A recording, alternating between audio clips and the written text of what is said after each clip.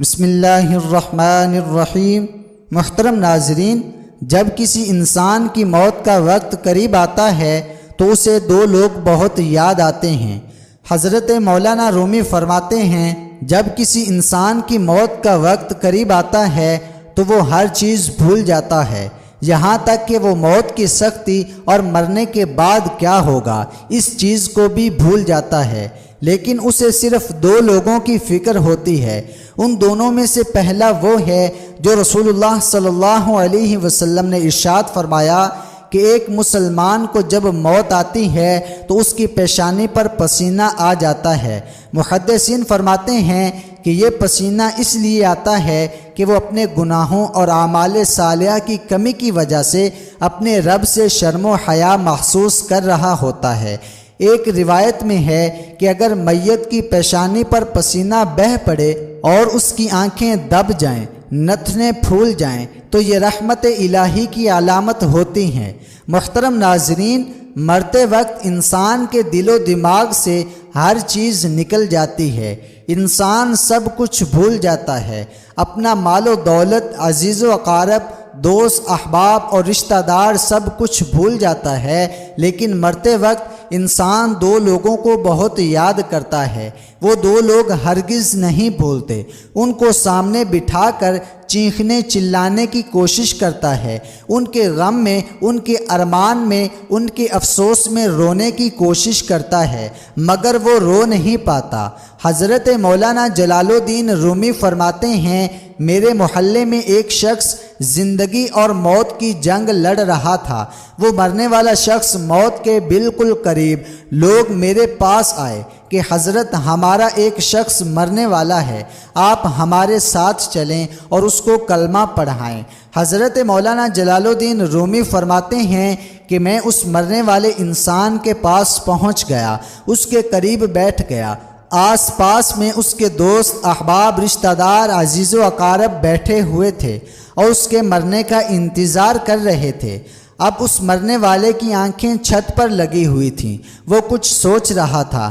اللہ نے اسے بولنے کی توفیق دی تو وہ رو کر کہنے لگا، میری بیوی کہاں ہے؟ اس کو نہ تو کمایا گیا مال یاد آیا، نہ دولت یاد آئی، نہ گاڑی، نہ عزیز و اقارب، نہ دوست احباب، نہ رشتہ دار، نہ باپ، نہ بہن، نہ بھائی یاد آئے۔ اسے یاد آیا تو وہ کہنے لگا، میرے بچے کہاں ہیں؟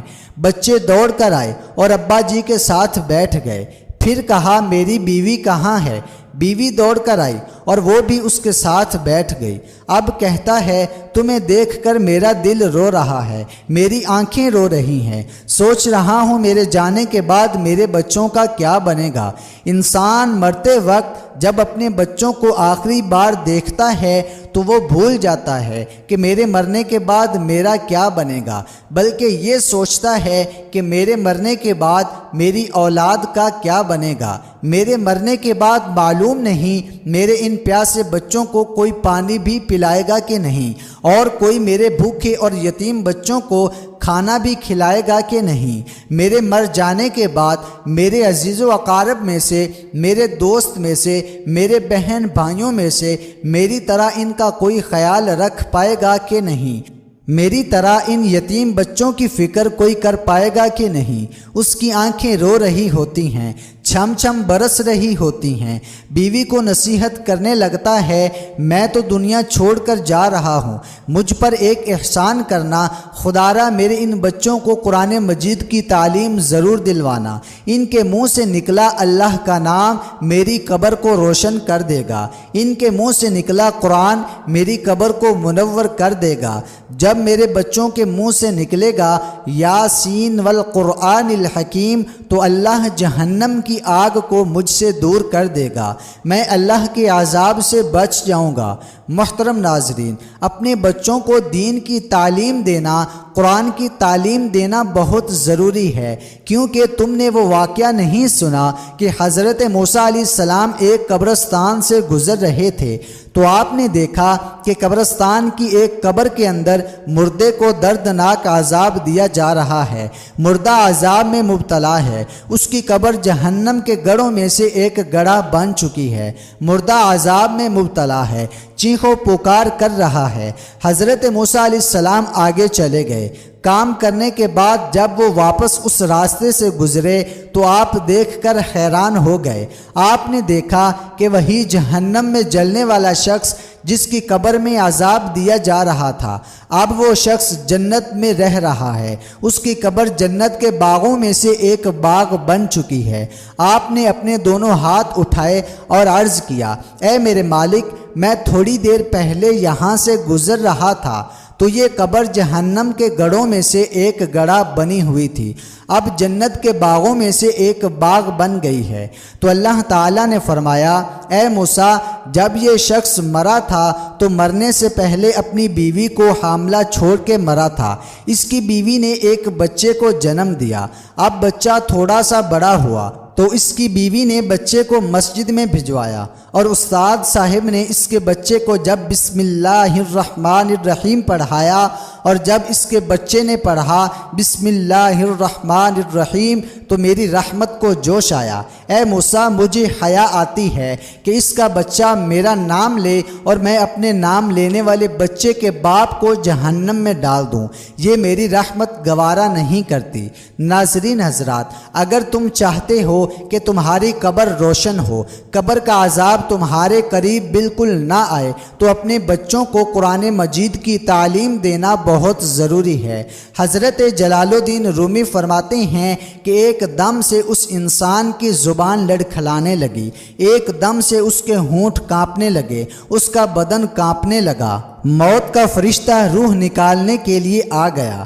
آپ فرماتے ہیں جب انسان کی روح نکلتی ہے تو اس کا منہ کھل جاتا ہے، دونوں ہونٹ ایک دوسرے سے جدا ہو جاتے ہیں۔ انسان کی روح انسان کے پاؤں سے نکلتی ہے، اوپر کی طرف آتی ہے، جب دل اور پھیپھڑوں تک پہنچتی ہے تو یہ وہ لمحہ ہوتا ہے، یہ وہ وقت ہوتا ہے جب انسان زندگی میں پہلی بار اس دنیا کے اندر ایک فرشتے اور ایک شیطان کو اپنی آنکھوں سے دیکھتا ہے۔